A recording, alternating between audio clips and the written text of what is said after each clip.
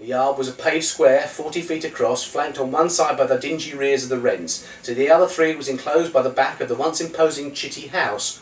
A small fountain, in the shape of a dismayed griffin, stood in the centre and had been dry for 73 years. It was full now of leaves and rainwater. The Chitties had come into money late in the previous century, thanks to a small miniver business that had flourished at a time when cuffs and collars were worn hirsute.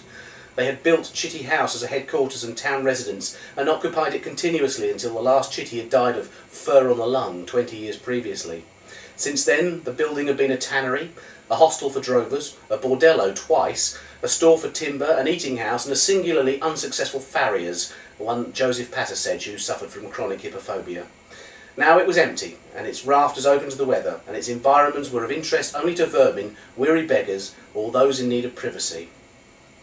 At dawn on St Dunstan's Day, 4 of the latter were assembled in the hidden yard. One was a diminutive portly Spaniard from Valladolid, who huddled from the rain under the stoop of the storehouse wing, his rough and waxed moustache as limp as his expression. He clutched a velvet cape and a plumed hat that did not belong to him.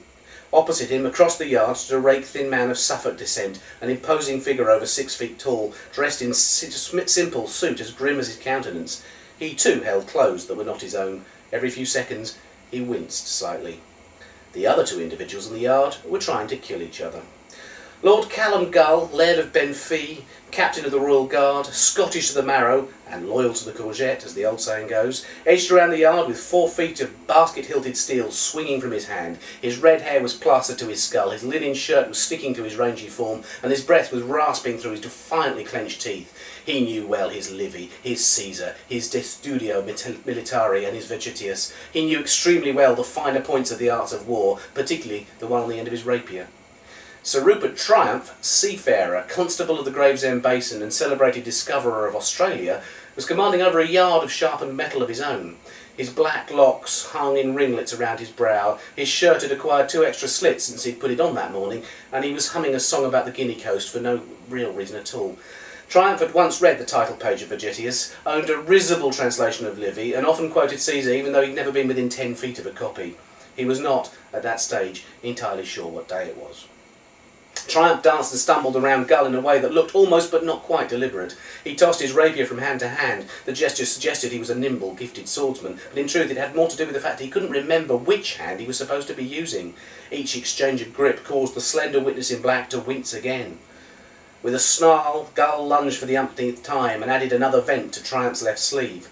Backing up rapidly, Triumph looked down at the gash, tucked his blade under his arm like a cane, and fingered the damaged cloth. "Fuck," he remarked. "On guard," barked Gull, and crossed. Triumph spun hastily, ducked, and came up again, holding his sword by the blade, with the basket-hilt grip bobbling threateningly at his adversary. There was a pause. Slowly, Triumph adjusted his depth of field from his opponent to the nearer hilt, noticed that the blood dripping from his fingers, and dropped the rapier smartly. "Poxy thing," he said, sucking at his sliced fingertips. Blood collected in his beard and spattered his doublet, making it look as if he had been punched in the mouth. He continued to complain through his stinging fingers. Gull tapped Triumph on the breastbone with the point of his sword. The Scot's black eyes always looked angry, even when he was not. It was said in the Royal Guardhouse that if Gull's lids were ever peeled back during slumber, he'd still stare with the liquid black eyes of an enraged bullock. Now his demeanour perfectly matched his natural expression. "Pick up," he said softly, his words gnawing into the air like acid. "Your bloody sword, you cussed knave. Though I'll delight in filleting you, I'd rather do it when there's a blade in your hand." Triumph looked down at the urging sword tip and then up at Gull and nodded. Right, of course," he replied, turning back for his fallen blade. To the left side of the yard, the man in black covered his eyes and started in on the Lord's Prayer, sotto voce. The man in black's expression increasingly resembled that on the face of the fountain's griffin, which in turn suggested that the mythical creature had been intimately violated against its will and without much in the way of warning. The rapier had rolled to rest in the lee of the fountain bowl. Triumph steadied himself on the griffin's beak as he stooped to recover it. He grasped the weapon in his uninjured hand and straightened up. Even in his more sober periods, the weapon had been a bother to him. It had been a gift, a reward for his exploits, bestowed upon him by the president of the Royal Cartographical Society. It was a cantrip-work couteau suisse, an elegant instrument manufactured to the exacting specifications of the Victorinox cutlers of Ibach. According to the owner's handbill, which had been packed into the presentation box beneath the velvet padding, the device was capable of auto-selecting any number of tools or blades, which it deployed from its ornate brass hilt at the flick of a switch built into the knurled allox handle. One deft touch made it a sword, or a bottle opener, or a device for removing the stones from horses' hooves. Triumph looked down at the weapon. He noted the Helvetic cross and shield emblazoned on the tool's grip, denoting the weapon's fine engineering provenance. He also noted belatedly that at some point during the whole dropping it and picking it back up again process, the trigger had been depressed. The couteau suisse was currently less well suited for duelling with an incensed Hibernian swordsman, and more for the removing of crosshead screws. Triumph swore again. He pressed the trigger. The intricate Jinx-powered mechanism inside the decorative basket-hilt whirred, withdrew the screwdriver and meticulously replaced it with a nail buffer. Triumph began pressing the trigger repeatedly and in quick succession, readied himself to open a can, pluck an eyebrow and do a little fretwork. He shook his head and held up his other hand. Hang on, he said, arsing thing. Triumph stood his ground, glaring.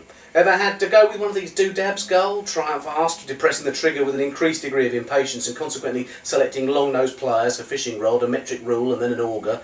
All very clever and fancy, I'm sure, but it's more trouble than it's worth. I'm not one for gadgets, growled Gull. Me neither, me bloody neither, Triumph replied vehemently. He clicked the trigger one last time and let out a bright aha! As the rapier blade snapped back into place. Right, there you go, he declared, flourishing the blade. That's what I was looking for, as you were. The energetic flourish had made his vision spin a little. He shook his head in an effort to clear it, blinked dizzily and then took a step forward. A loose flagstone dipped under his foot and several pints of brown rainwater gouted up his leg, soaking his breeches. He stumbled and steadied himself, looked down at the stone and dabbed dispiritedly at his ruined trousers. Watch that, Gull, he said, indicating the flagstone. Loose flag, you could take a nasty tumble on that. Tried beyond a threshold of patience that he had been sporting to observe even that far, Gull screeched something Caledonian and pejorative and flew at Triumph. Only fickle fortune positioned Triumph's sword correctly to block the thrust. Gull riposted, and the blades clattered together. He hammered 3 more times until his sword rebounded from the knurled quillion of Triumph's fluttering weapon. Steady on, said Triumph, as if surprised. Gull threw himself bodily at Triumph, their swords locked like the antlers of rutting stags. He drove Triumph back 4 or 5 yards until the Discoverer of Australia slammed hard into the kitchen wall of Chitty House.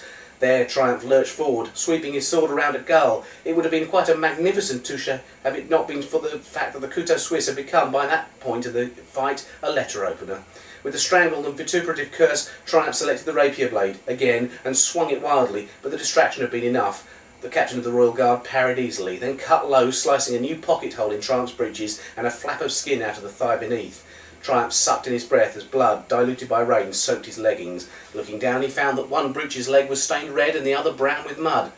Motley, he exclaimed breezily, and then looked in danger of fainting. He slumped back against the kitchen wall and dropped his guard wearily. Gull's sword was immediately at his throat. You're beaten, you bastard, hissed Gull, and what's more, you're pissed. You might at least have done me the honour of duelling me sober. Is this because of all the things I said about your sister? Asked Triumph absently. If it is, can you remind me what it was I actually said? You challenged me, you drunken fool, Gull growled. Oh, really? Oh, then let's just forget it.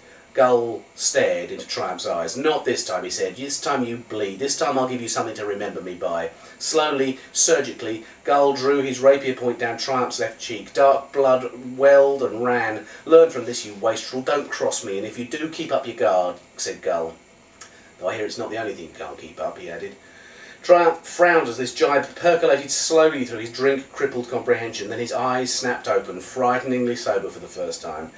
You can stuff that opprobrious tapple up your scabby horsehole, he exploded. His blade lashed out in a vicious blow that wrong-footed Gull entirely. The blow was instinctive, angry, and undirected by any conscious thought, and if it had been struck with a rapier blade rather than a vegetable peeler, Gull would have been on his way to the family mausoleum on the shores of Loch Larn. As it was, severed air fell away on either side of the small but razor-sharp implement. There was a brief impact, a sound like cabbage splitting, a yowl, and a spray of blood.